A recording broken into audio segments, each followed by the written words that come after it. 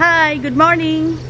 চলে যাচ্ছি হচ্ছে টাইয়ের স্কুলে। আজকে ওর বার হবে রেজাল্ট, তো ওই জন্য সব ছাতা ফাতা নিয়ে ব্যাগ ফ্যাগ নিয়ে বার হয়ে গেছি। যা যা এনকোয়ারি টুকটাক আছে ওগুলো একটুখানি জিজ্ঞেস করতে হবে। ও গড, এক সেকেন্ড। আজকে সকাল থেকে ইনস্টাগ্রামটা খুলছেই না আমার। এর আগেও আর একবার এরকম হয়েছিল, যখন ওদের ওই বোধহয় কিছু আপডেট করতে হবে ভার্সন, ওটা এখনো আসেনি। আসলে আপডেট হবে, তারপরে আপডেট করলে ওটা খুলবে। কিছু না কিছু দেখো লেগেই আছে সবসময়। সকালবেলা উঠে ভাবলাম একটু ইনস্টাটা খুলবো।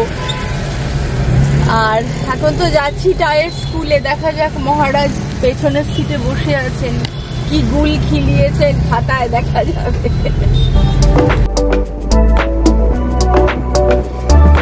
এই হোয়াইট হোয়াইট বিল্ডিং গুলো না দেখতে কি ভাল লাগে। তো আমি তো ফিরে আসলাম স্কুল থেকে। ভদ্রলোক তো মোটামুটি ঠিকঠাকই হয়েছে সবকিছু। এবারে চলে যাচ্ছি ঘরের পথে। হ্যালো বন্ধুরা, ওয়েলকাম টু মাই চ্যানেল পপলাস লাইফস্টাইল। তোমরা সবাই কেমন আছো? নিশ্চয়ই একদম ভালো আছো। আমি একদম ভালো আছি যথারীতি। সো সেটা হচ্ছে যে এখন প্রথমে বলে নিই, এখন বাজে হচ্ছে সকাল 9টা। আর বাইরের যে আওয়াজটা পাচ্ছ সেটা হচ্ছে একটুখানি গার্ডেনটাকে ক্লিন করছে, তো ওই জন্য ওই আওয়াজটা আসছে।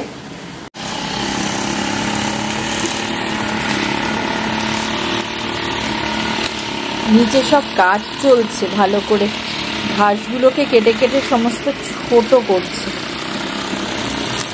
আসলে বর্ষাকালে তো হয়ে যায় অনেকটা, ওই জন্য।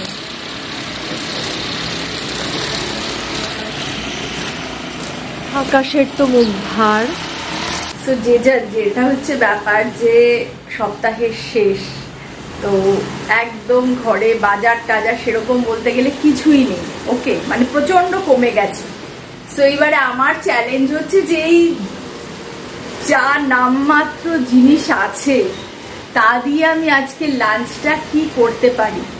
প্রথমে ভেবেছিলাম যে এগ পোলাও বা ওই টাইপের ব্যাপারগুলো দিয়ে একটু কাজটা সারি, কিন্তু তারপর মনে হলো না, দেখি ট্রাই করে যে একদম ছোটখাটো, লাইক 8খানা বেগুন আছে, কাতলা মাছের কয়েকটা পিস আছে, 3টে মতো 3-4টে পিস আছে, এরকম সব ছুটকো ছাটকা আইটেম আছে। তো আমার ভাবলাম যে কেন না আমি একটা চ্যালেঞ্জ নিই, সেটা হচ্ছে এই ছোটখাটো আইটেম দিয়ে আমি আজকে লাঞ্চটা কি করতে পারি। তো দেখা যাক বন্ধুরা, সঙ্গে থাকো। আলটিমেটলি আমি কি কি আইটেম আজকে লাঞ্চের জন্য দিই, তো দেখতে থাকো। আমি আসছি একটু গোছগাছ করে সব করে। মুগের ডালটা একটুখানি ভাজি করবো। এই দেখো, এই যে মাছের মাথা আছে, আর বোধহয় 3 পিস মতো কাতলা মাছের পিস আছে গাদা। এই আছে 8খানা আলু ঘরে, এই সরি 8খানা ইয়ে আছে বেগুন, আর আলু পেঁয়াজটা নিয়ে আসা হয়েছে। সো দেখা যাক। আর এই যে দেখো, এই যে কোথা থেকে জানি না সকালে দেখলাম উঠে একটা হয়ে গেছে গোটা। একে বলে খুচরো পাপ। কি যে পাপ করলাম, সারা জীবন খালি পাপই করছি। Challenge time. প্রথমে ভেবেছিলাম যে তোমার ওই এগ পোলাও নালে খিচুড়ি এসব দিয়ে কাজটা মেটাবো। তারপরে মনে হলো যে না, দেখি তো যেইটুকু আছে সেটুকু দিয়ে মিলিয়ে মিশিয়ে কিছু বানানো যায় কি, মানে একটা থালি আর কি, লাঞ্চ থালি। এটাই আমার এখন মনে দিচ্ছে কুচকাচ। তো দেখা যাক আর কি। এমনি বেসিক সবজি বা অন্যরকম আরো মাছ ফাছ ওসব কিছুই নেই ঘরে। চিকেন আছে, বাট চিকেন আর ভাল লাগছে না, 2 দিন আগেই খেয়েছি। চলো করি ফাটাফাট। হাই। সো বেসিক্যালি এখন বেজে গেছে হচ্ছে 11:30। অনেকটাই কাজ হয়ে গেছে, এখন একটুখানি বাকি আছে। মোটামুটি চক আউট হয়ে গেছে ব্যাপার, যে ঝর্তি পড়তি দিয়ে আজকে লাঞ্চ কি হওয়া যায়। সো সেসব তো যখন আমি পুরো লাঞ্চ থালিটা করবো দেখাবো। বাট আজকে যেটা আমি শেয়ার করছি সেটা হচ্ছে, অনেক সময় কি হয় ঘরে আমাদের রুই মাছ বা কাতলা মাছের 2-3টে সেই গাদার পিস টিস রয়ে যায়, যেগুলো আর খেতে ইচ্ছে হয় না খুব একটা। তো ওইগুলো দিয়ে গতানুগতিক কোনো রকম সেই ঝোল টোল টাইপের না করে আজকে ওইটা দিয়ে আমি একটা আইটেম করছি। তো মাছটা এবং তার জন্য যা যা হচ্ছে মানে অত্যন্ত মানে খেতে সুস্বাদু হয়, রুটি ভাত সবকিছু সঙ্গেই খাওয়া যায়। তো আমি আর বেশি টাইম নিচ্ছি না বলতে, ডাইরেক্ট দেখাচ্ছি যে কি কি লাগবে। একদম ঘরে যা আইটেম থাকে তাই দিয়েই হয়। আইটেমটার নাম হচ্ছে মাছের কোফতা। যা যা লাগছে, এটা হচ্ছে মাছটা সেদ্ধ করা, এটা আমি এলাচ আর দারচিনি দিয়ে সেদ্ধ করেছি। এটা হচ্ছে সেই মাছের স্টকটা। এখানে আছে আলু সেদ্ধ, এখানে আছে হচ্ছে পেঁয়াজ বাটা, আদা বাটা, রসুন আর লঙ্কা বাটা, আর এখানে নিয়ে নিয়েছি একটুখানি পেঁয়াজ ভাজা। মাছটা দিয়ে দিলাম আগে, দিয়ে দেবো সেদ্ধ আলু, আদা বাটা, রসুন আর লঙ্কা বাটা, পেঁয়াজ ভাজা, একটা ডিম দিয়ে দিলাম, নুন, রক সল্ট, এটা সামান্য একটু চিনি দেব, ময়দা 1 চামচ দিলাম, বেসন 1 চা চামচ। আর এই যে এটা হচ্ছে চালের গুঁড়ো, এটা আমি মিক্সিতে করলাম পেস্ট, এটা দিয়ে দিলাম। এবার এই পুরো জিনিসটাকে মাখবো ভালো করে। হয়ে গেছে আমার মাখাটা। এবার আমি এরকম ভাবে রাখবো এক একটা করে বল করে।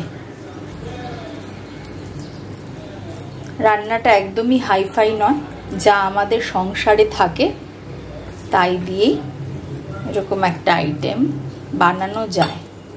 হয়ে গেল বলসগুলো করা। হচ্ছে এইখানে আমি ভাজবো, ভাজতে ভাজতে এইখানে আমি রান্নাটা করব। টাইকে নিয়ে আসতে হবে, নাহলে আবার লেট হয়ে যাবে।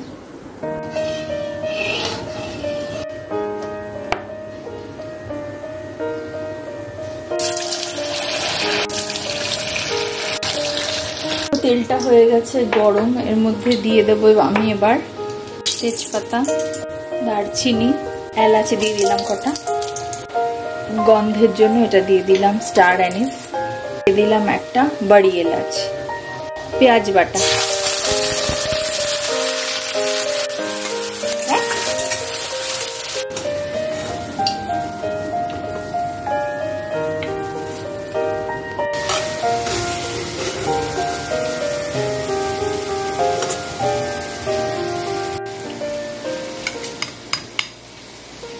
হয়ে গেল আমার ভাজা। রসুন বাটাটা দিয়ে দিলাম, রসুন আর লঙ্কা বাটা,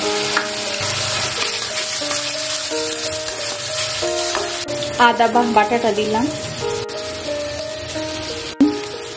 তো এইবারে তোমাদের হয়তো মনে হতে পারে কেন আমি এমনি নুন না নিয়ে হঠাৎ রক সল্টটা ইউজ করছি। তার কারণ এমনি নুনটা সবাই বলে যে আজকাল খাওয়াটা ভালো না, ওই জন্য এইবার আমি রক সল্টই নিয়ে এসছি। ভাবছি এখন থেকে ইউজ করলে রক সল্টটা ইউজ করবো, ওই জন্য সব রান্নাতেই রক সল্ট। একটু মিষ্টি, অল্প সস, আমি এমনি টক দিইনি কোনো, টমেটো বা অন্য কিছু, ওই জন্য একটু সসটা দিলাম, রংটাও এতে সুন্দর হবে।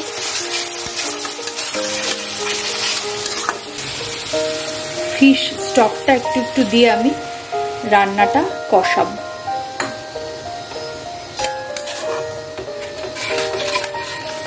তেলটা একদম ভালো মতো ভেসে এসেছে, কষানো হয়ে গেছে আমার একদম ভালো করে। বাকি স্টকটাও দিয়ে দিলাম এবার। আচ্ছা, আমি ওপর থেকে সামান্য একটু জলও দিয়ে দিয়েছি, একটু ঝোল হালকা হালকা রাখবো তাই, মানে মাখো মাখো। কোফতাগুলো দিয়ে দিলাম।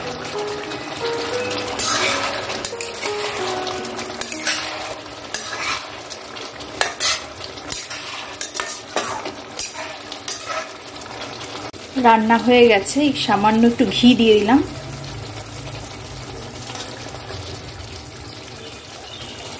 আর উপর থেকে ছড়িয়ে দেবো একটুখানি পেঁয়াজ ভাজা।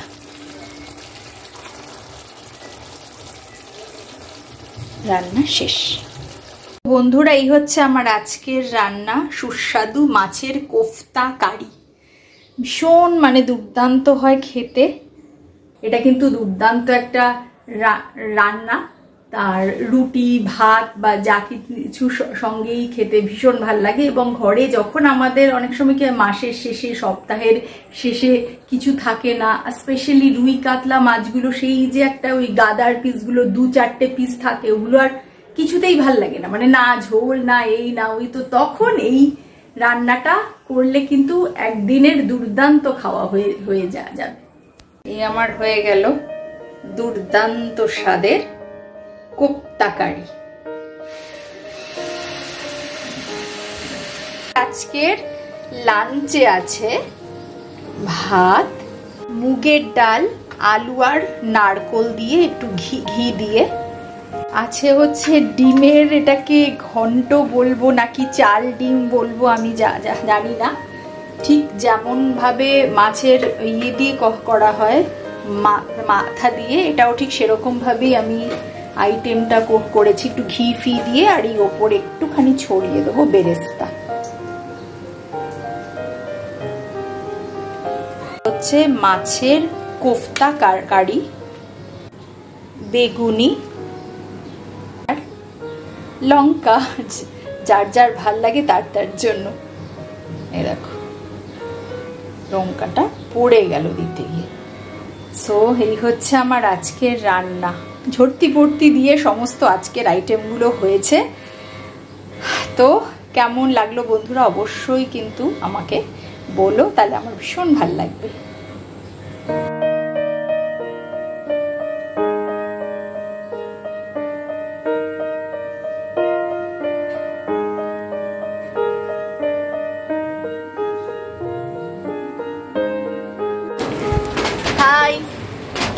এখন বাজে হচ্ছে 6:40 সন্ধ্যেবেলা। বাইরে দেখো বৃষ্টি হচ্ছে, কিন্তু আমার মন মেজাজ আজকে একদম ভালো লাগছে না। এত সুন্দর করে দুপুরে কত কিছু দিয়ে খেটে মেটে থালি বানালাম, এই করলাম, তখন কত ভাল লাগছিল, কিন্তু ইনস্টাটা কিছুতেই মানে আমার খুলছে না, জানি না কেন। খালি বলছে যে বাগ আছে। আমার আসলে বেটা ভার্সন, যেটা আর কি অ্যাডভান্সটা, তো বলছে যে ওটা ওখান থেকে বোধহয় কিছু আপডেট প্রোভাইড হবে, তারপর জানি না বাবা, কতভাবে চেষ্টা করছি, রিলস দিতে পারছি না। অ্যাকচুয়ালি না কি হয় দেখো, এজন্য যে মানে একটা দিনও যদি কিছু না দিই রিচ ডাউন হয়ে যাওয়ার একটা ভীষণ চান্স থাকে, ভয় লাগে। যখন তুমি কোনো কিছু জিনিস নিয়ে এত খাটছো, এবং ইনস্টাতে আমার ফলোয়ার বেশ ভালোই আছে, 9,000 সামথিং। তো সেখানে কি হয় যে যদি একদিন একটু রিলস দিতে না পারার জন্য ফলোয়ার কমে যায়, টাচুড এখনো হয়নি, বাট যদি এরকম কিছু হয় তখন না মনটা প্রচণ্ড খারাপ লাগে। মানে আমি আমার দিন রাত সব এক করে খাটছি, এবং কেউ বলতে পারবে না যে আমি এগুলোর জন্য আমার অন্য কাজ করছি না ঠিক মতো। আমি সব কিছু সামলে, তোমরা দেখোই, আমি কোনো অসুবিধা কাউকে জাস্ট হতে দিই না। ছেলে মেয়ে বলো, পড়াশোনা বলো, ঘর সংসার বলো, আনন্দ ফুর্তি, সব দিক সামলে আমি আমার এই কাজটা করি, বিকজ আমার কাজটা করতে ভালোবাসি। যখন আমার কোনো কারণে আমি একটু লো ফিল করি, আমি ক্যামেরার সামনে এলে আমার ভেতর থেকে মনটা না একটা খুশি হয়ে যায়।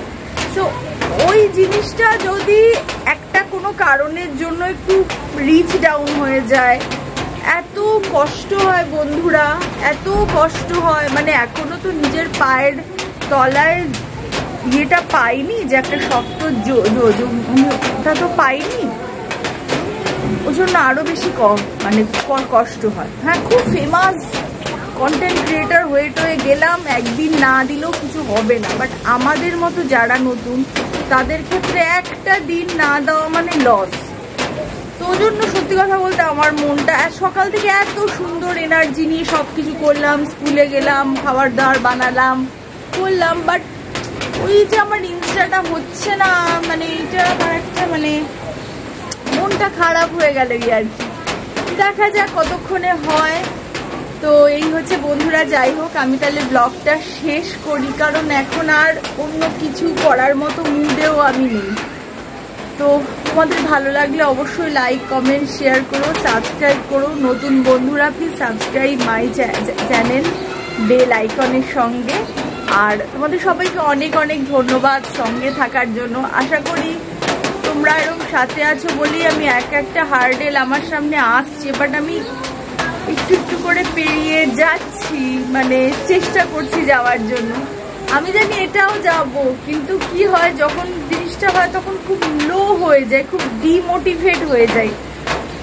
একটা জিনিস যখন একটা মানে পুরো সব দিক থেকে নিজের মনকে একাগ্রতার সাথে একটা জিনিস অ্যাচিভ করতে চাইছি, একটা কাজ করতে চাইছি, তখন মানে এগুলো হচ্ছে আনএক্সপেক্টেড বাধা। এরম নয় যে কেউ যে আমাকে বাধা সৃষ্টি করছে তা না, আমার ভাগ্যই আমাকে একটার পর একটা সামনে হার্ডেল এনে দেয় আর বলে যে নেই এবার পার করে দেখা দেখি। এরকম হচ্ছে অবস্থা আমার। তো যাই হোক বন্ধুরা, আর কি হবে, এসব কথা বললে তো লাভ নেই, প্রত্যেকেরই আছে জীবনে কম বেশি। জাস্ট প্রে ফর মি কি আমি যেন হার্ডেলগুলো পার হয়ে যাই তোমাদের সাহায্যে, তোমাদের ভালোবাসায়। সো দেখা হচ্ছে, অনেক অনেক অনেক ধন্যবাদ তোমাদের সবাইকে। দেখো ভুলভাল বলে দিচ্ছি। দেখা হচ্ছে নেক্সট ব্লগে। তব তক টাটা।